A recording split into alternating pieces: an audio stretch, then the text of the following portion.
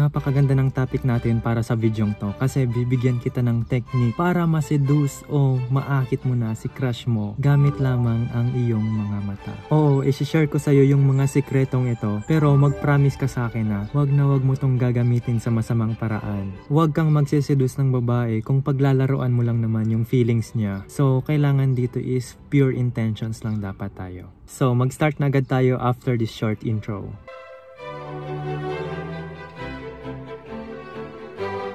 Hi guys! Welcome sa Golden Side of YouTube dito sa Fordcast kung saan ay pag-uusapan natin ang tungkol sa love, dating, psychology hack, self-improvement at iba pa. Kaya naman kung interesado ka, mag-like and subscribe ka na. So in this video, tatalakayin natin kung ano ang mission mo, then bibigyan kita ng technique para maisagawa mo yung mission mo. Then bibigyan kita ng step-by-step tutorial kung paano mo magagawa ng tama yung technique na yon. So ano nga ba yung mission mo para successfully ma-seduce mo yung crush mo? So ang mission mo is kailangan mong makapag-build ng sexual tension. And napakaraming paraan para makapag-build tayo ng sexual tension. Una, halimbawa, yung voice projection natin. Pangalawa is yung laman ng utak natin or yung intentions natin. Pangatlo is yung body language natin. And sa video na to, ang language of the eyes ang focus natin.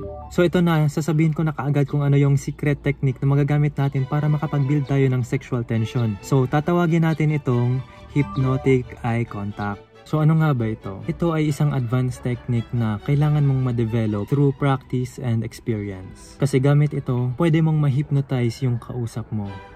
Pero hindi naman literal na hypnotize. Grabe ang OA naman nun. Mga mentalist lang yung gumagawa nun. Like ang tamang term siguro para dito is magiging mas receptive yung kausap mo sa'yo. So ito, demonstration muna para may idea kayo kung paano to gumagana. So yung example natin ngayon is yung napakasikat na Leonardo DiCaprio. See, I want to learn what pleases you. I want to learn everything about you. Would you let me do that? Would you give me that job?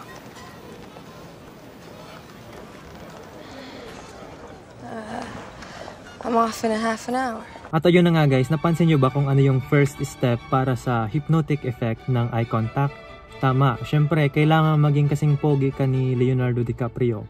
Joke lang. Although kahit ano pa man ang itsura natin, kaya natin tong ma-pull off. Kaya nating ma-replicate yung charm, yung seduction, and hypnotic effect na ginagawa ni Leonardo DiCaprio. So i-take note nyo lang tong concept na sasabihin ko kasi napaka-importante nito. Kapag kausap mo yung crush mo o yung taong gusto mong i-seduce, una dapat maging fully present ka in the moment. So dapat hindi ka nagpo-phone at dapat yung mind mo hindi preoccupied or walang ibang iniisip na kung ano-ano. Tapos yung awareness or yung attention mo dapat palabas, dapat papunta dun sa kausap mo, hindi paloob. 'Di ba kasi kung paloob and nakatuon yun sa sarili natin, is possible na magkaroon tayo ng anxiety or maging conscious tayo sa sarili natin. So kung ganyan yung mangyayari, hindi na tayo magiging fully present sa moment kasi baka kung ano na yung isipin natin, kagaya ng gusto kaya ako ng kausap ko, or ano kaya yung sunod kong sasabihin, or kundi naman ano kaya yung iniisip niya tungkol sa akin, ano kaya yung opinion niya tungkol sa akin. So mga ganong thoughts guys, so mahirap yon. So dapat palabas and papunta sa kausap natin yung attention natin. Para sa second step natin is make that person feel na kayong dalawa lang yung nasa room. Mapapa-feel mo to sa kausap mo sa pamamagitan ng paggamit mo ng tip number 1 na binigay ko, which is give them your full undivided attention. Like kahit maraming tao ang nakapalibot sa inyo, imaginein mo na kayong dalawa lang ng kausap mo ang nasa room or nasa lugar na yan. Halimbawa nito is kahit anong nangyayari sa paligid mo is wala kang pakialam kasi yung attention mo is nandun lang sa kausap mo. So wala kang ibang hinahanap na tao, wala kang naririnig na conversations or wala kang na-overhear na conversations galing sa ibang tao, kundi yung usapan nyo lang yung naririnig mo, yung nakikita mo, yung kausap mo lang, basta yung attention mo nandyan lang talaga sa kausap mo.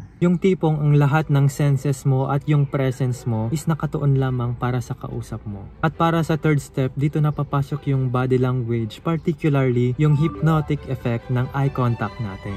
So sa tulong ng mga naunang tips na binigay ko is magkakaroon ka na ng ability para makapag-build ng sexual tension at makagawa ng hypnotic effect sa kausap mo. So dito kailangan mong galingan yung eye contact mo. So kailangan magpa-cute ka, tapos kailangan may pa-squint ng eyes mo, tapos yung voice projection mo kailangan low, slow, and relaxing. So tandaan mo yon, mababa, mabagal, tsaka relaxing. So hindi dito advisable yung high energy tapos fast-paced na voice kasi 'di ba pag one-on-one kayo nakausap mo, hindi maganda yung ganitong boses, 'di ba? Kasi dapat seductive tayo. Dapat slow. Yun nga, yung tip ko kanina. So yun nga, yung eye contact, voice projection, full undivided attention, pinag-combine mo para makapag-create ka ng hypnotic effect. Tapos iwasan din natin yung laughter kasi yung laughter, isa yan sa mga ways para ma-break yung tension. 'Di ba may awkward situation? Halimbawa na tipalok tayo, alam niyo yun? Yung parang naglalakad ka tapos na trip over ka.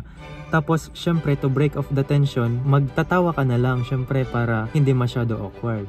So, ganun. Instead na mag-induce tayo ng laughter sa kausap natin, mas maganda siguro na subtle smile lang or smirk. So, mga ganyan lang, mga pasimplehan lang na smile, mga pa-cute lang, kumpara sa full green, kaysa naman sa full na smile or laughter. 'Di ba parang hindi na yun masyado pumapasok sa category ng seductive. So, that's it guys. If you enjoyed this video, mag-like and subscribe ka na kasi sa future videos natin is gagawa pa tayo ng mga eye contact techniques, mga topics about charisma, dating, psychology hacks, and everything na gusto mong gawa natin ng content. So since nandito ka pa sa part ng video na to, malakas yung feeling ko na magugustuhan mo pa yung ibang vlogs ko, kaya check my other videos na nasa screen or yung channel ko mismo. Click nyo na lang and see you there.